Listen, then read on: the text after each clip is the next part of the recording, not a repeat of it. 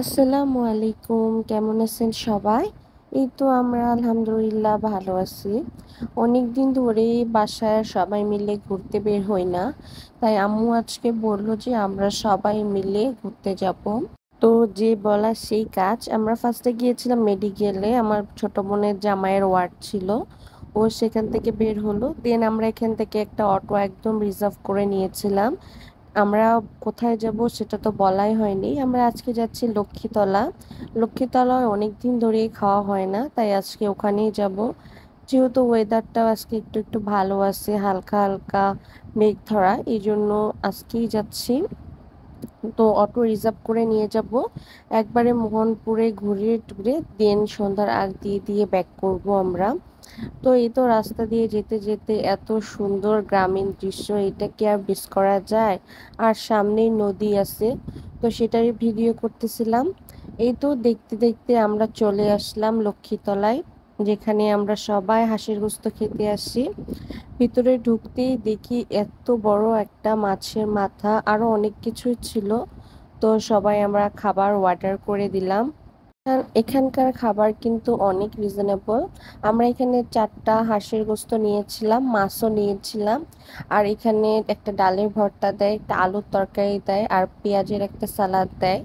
আলুর তরকারিটা অনেক বেশি মজা। এই তো খেতে খেতে খাওয়া দাওয়া শেষ। আমি এর মধ্যে একটু লেমন নিলাম, তারপর একটা বরফি নিয়েছিলাম, সন্দেশও নিয়েছিলাম, ভিডিও করা হয়নি।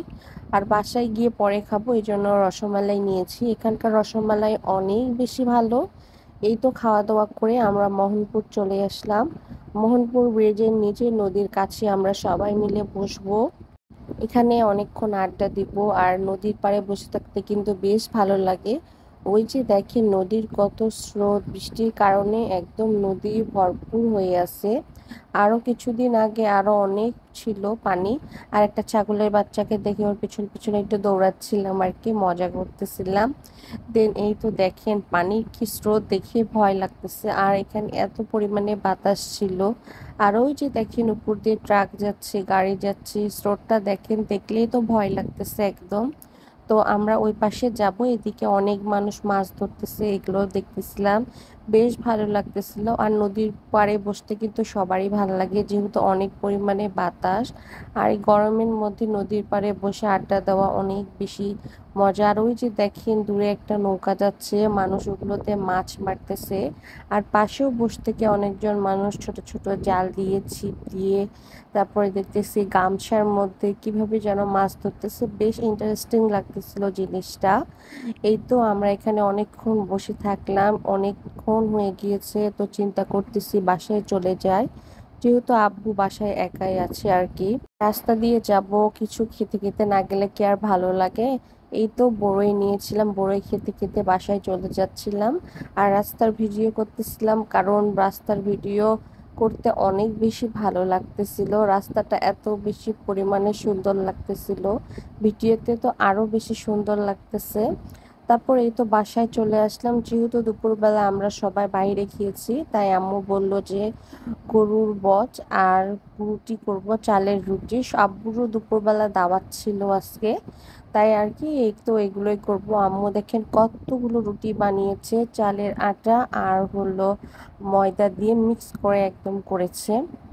আমি রুটিগুলোকে একটু একটু করে ভেজে নিচ্ছিলাম। এটা আমার আব্বুর সব থেকে পছন্দের খাবার।